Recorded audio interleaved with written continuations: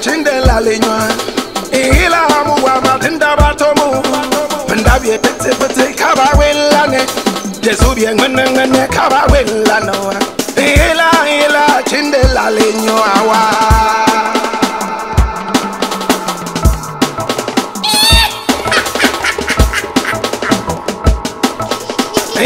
ila chindela lenywa ila muwa matinda batomu ndabiye tete kaba welane jesubi ngene kaba welano ila chindela lenywa wa.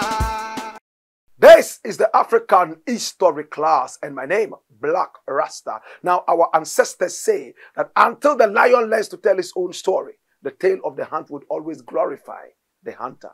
That is why we need to tell our story. And this is the lion story. We have heard your story, her story, his story. Time now to tell my story, our story, the most authentic parts of the tale. This is the lion's story, the African history class. And today I'm taking you all the way to Guyana. Have you heard about that beautiful country known as Guyana? Have you? Have you not? Now, Guyana is different from Ghana. They sound the same, and it's for a reason. Now, when you travel outside Ghana and you tell people you are from Ghana, a lot of them might ask you, do you mean Guyana? Guyana is located in South America. It's such a beautiful country. It's a land of wood and water. In fact, there are some wonderful animals that you find in Guyana that you cannot find anywhere in the world. Guyana is that beautiful country whose national animal is the iguana. You know what the iguana looks like? Oh yes, that's the iguana. Guyana is that beautiful country located in South America. The Dutch enslaved a lot of people and took them all the way to Guyana. First they brought the Indians and they asked the Indians to work. But the harsh conditions and diseases killed a lot of the Indians. And now they had to go for a more resilient people. And they fell on black people, the Africans. They came all the way to Africa and picked up people, free people who were enslaved. And they sent them all the way back to Guyana and forced them into labor. One of those people is the person we're going to be talking about today. But I still need to give you a very beautiful image of Guyana. If you haven't been to Guyana yet, I recommend that you go to that beautiful country. A lot of people will remember Guyana for the bad reason of Jim Jones, carrying people all the way from America in the name of the Christian church and murdering all of them because he could not relate and stand firm because of some problems that he had growing up as a child. What he went through, he could not reconcile some of those things. He had mental issues. But in the name of spirituality and the Christian church, he carried people all the way from America into the jungles of Guyana. And he created a whole town which he called Jonestown. In fact, he killed so many people by poisoning using the so-called Kool-Aid. On another day, we will tell this story. But let us take our minds away from the mass murder, or better still, mass suicide that happened in Jonestown, and look at how the whole Guyana was founded. The Indian slaves were not able to cope with the hard work, so the African slaves were brought in, and one of them is the hero we are talking about today. I would like to also remind you that Guyana is the only country in the world that celebrates Ghana outside Ghana. In Guyana, they have what is known as the Ghana Day. which is celebrated on the Independence Day of Ghana, the 6th of March every year. And on this day, everybody tries to dress African, especially Ghanaian. People try to speak at least a word of an African language, especially a Ghanaian language. Yes, most of the time, Twi. They try to also eat some African food and try to relate to Ghana.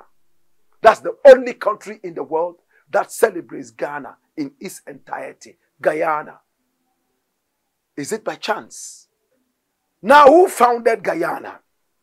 When the African slaves were brought in, after the Indian slaves could not cope, one of those resilient people was called Kofi. Kofi, K-O-F-I, but in Jamaica, they call him Koffi. In Guyana, Koffi. And outside Ghana, a lot of people would just say Koffi, C-U-F-F-Y. But correct pronunciation is Kofi. Kofi was born circa 1730. By the age of 30, in 1760, he was carried as a slave, forced all the way into Guyana to work, and he worked very hard. On Sunday, they'll be forced to go to church, and he took the opportunity to teach himself how to read and write. He worked for a widow, and this widow was known as Becky. Now, Becky, B-E-R-K-E-Y, was a widow who stayed in the area known as Berbice. I have been to Berbice. I love Berbice. Oh, it's a beautiful place. That was where Kofi lived. He lived specially at a place called Lilienberg, on a plantation on the Berbice River. Oh my God. And he lived with this widow by name Becky. See what happened.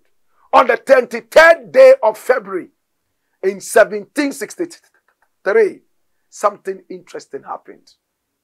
There was a slave revolt that began all the way from some other part of Guyana because of harsh conditions, harsh treatment from the Dutch. The black people could not take it anymore and they revolted. And this was 23rd February 1763. Watch what happened. Kofi was in Lilienberg on a plantation on the Berbice River with his mistress. In fact, his owner by name Becky, when he heard about the slave revolt. He had been waiting for this. On the 4th day of the revolt, on the 27th day of February, see what happened. The revolt came very close to Lilienberg where he lived, and he decided to join the revolt. When he joined it, oh my God, it increased power. He was able to go around and talk to so many other black people in different plantations, and he had the power. He was able to raise at least 3,800 people. And he told them, just relax. When I'm ready for you to join, I will let you know. He was a master tactician. He knew how to fight, and he knew some guerrilla tactics. Hey. Now he joined in the revolt. They killed a lot of people, Dutch people. They wanted to free themselves and take over the whole of Guyana and rule it. Now there was a governor from Suriname. His name was Governor Wigbold Crommelin. Governor Wigbold Crommelin, and he was from Suriname. Hey. He tried all he could to suppress the revolt, but he couldn't. They had to go for a superior power. By the 3rd day of March, in the same year, 1763, hey, about 600 of the slaves had already gone into a particular area, and they were led by a certain man by name Kosala. Kosala, C-O-S-S-A-L-A, Kosala. Kosala was also a black slave, and he led these 600 people into another area which was predominantly white, and they attacked the area. What was the area called? It was called the Pirimboom. Pirimboom. They attacked the area and they took over from the area. Oh my God. All the white people were killed except one person who was a 19-year-old girl. And she was so beautiful. What was her name? She was called Sarah George. Sarah George was the daughter of the plantation owner at Pirimboom. They captured this person. And Kofi came in. He said, okay. At that time, he had established himself as the leader. He was the most influential person, as he was able to get about 4,000 people to come into the revolt. So they saw him as the natural leader. When he saw the 19-year-old girl, at that time he was about 30, he made her his mistress, his wife. And he took over the governor's building and chased out every other white person who was around. And he sat in the governor's house. In fact, the slave owner, the plantation owner, he took over the house and took over his daughter after everybody had been killed. Oh my God. Today we are talking about Guyana. And we are talking about Kofi, who many people will call Koffi. Kofi came into slavery with another person from the land today called Ghana, called Accra. Correct pronunciation, Accra. Accra was also a soldier who knew so much of guerrilla tactics. And our hero for today, Koffi, made him the general. They were fighting, revolting, sending away the white man until they took over the whole of Guyana. And Koffi became the new governor of the whole Guyana. But Accra realized that whilst they were on the battlefield fighting and sending away the white man, Koffi was at home enjoying with his 19-year-old mistress, the white woman who was Dutch and whose father had been chased out and eliminated. He didn't like it. So he came over to Koffi and told Koffi, where we come from, we never eat until the work is done. He spoke in Proverbs. We never eat until the work is done. But you are eating when the work is still on. Koffi didn't like the idea. And Accra realized that, oh, it looks like my friend doesn't like it. So from that time, he decided that he would be on his own. He attacked so many different places 3 times without telling Koffi. And when Koffi heard it, he wasn't happy. Now, the two became enemies. But there was another warrior called Atta, A-T-T-A, also from this part of the land today called Ghana. And Atta on one side, Accra or Accra on one side, and Koffi on one side, they started fighting each other. So their might was divided. And this time round, the white man was able to come in again. Because the force is now against each other. And what is happening? They have weakened the battle line, and the white governor was able to come again. But see what happened. Now the Dutch governor at that time was called Wilfred Simon van Hogenheim. Dutch governor Wilfred Simon van Hogenheim. He supplied more weapons, got in contact with other governors, especially with Bold Cromlin from Suriname, provided more weapons, and they came in for action. Hey. Kofi quickly wrote a letter. In May 1763, he wrote to the governor and said, hey, governor. In fact, that letter was written in April. To the governor and said, governor, we don't want to fight any white man. We just want you to take a part of Guyana. We also take a part, and there will not be any war. But the governor said, I can't take the decision. You have to give me 4 months so that I speak with our people in Holland so that we'll be able to come together and see what we can do together. 4 months. But it was a ploy. Within the 4 months, they gathered more forces. And when Kofi realized that no, even his own soldiers had divided themselves up against each other, in May, he ordered his troops to attack. By what time it was too late. Kofi realized that a lot of his people were being killed. And look at what happened. He realized that his own general and friend, Akan, aka Accra, came up to his bungalow on the plantation at Pirimboom. And he knew he was coming to kill him. He looked left, he looked right, and he told himself a warrior should never be captured. He killed himself. He committed suicide in front of his 19-year-old mistress.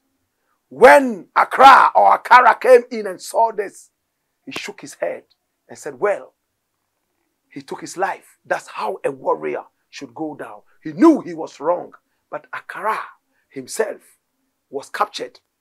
And when he was captured, it was almost at the end of it all. They brought down everybody and took over the island again. Why do I call it island?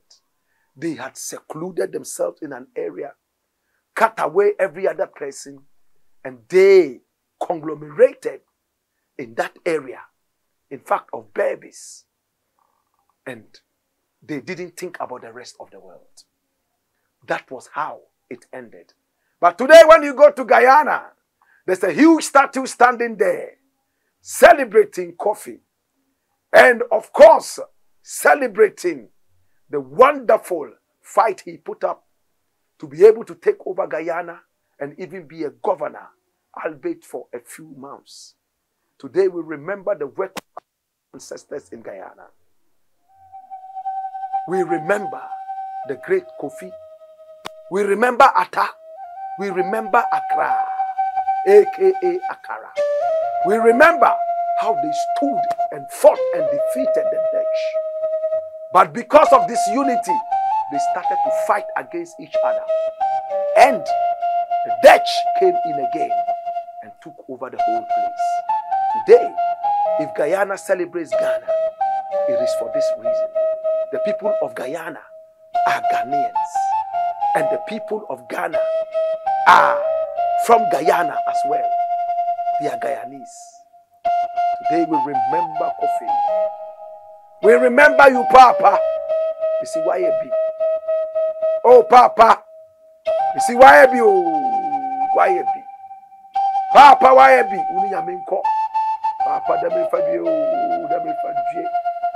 Dueni amani huno. Uni yaminko. Uni yaminko. Uni yaminko. Uni yaminko. Demi fabie. It's been the African history class, and I was personally in there. I went to Berbice, and I went to where Kofi used to sit down with his 19-year-old. I went into that plantation, and I saw where Kofi used to live with this 19-year-old. Kofi is gone in the burden of knowledge. I ask you, now that you know what we do, be an any ole amini obafe. Yenzunda kagane mezaka yine. Ye ampa bango bokaya na. Ifi ayenya nukai na wo. Bana ehu ebeden. Lele yan jima singa be konne. Lele yan jima singa beri. It's been the African history class. And my name, Black Rasta.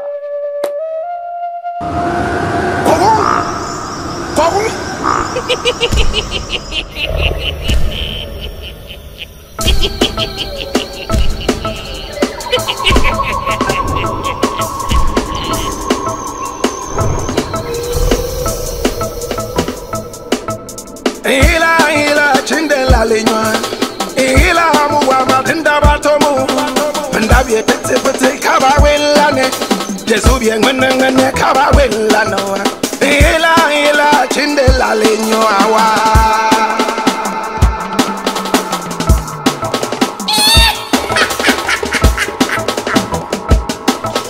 Ila chindela lenywa. Ila muwa matinda batomu. Pendabye tete Jesu bien ngene kaba wela no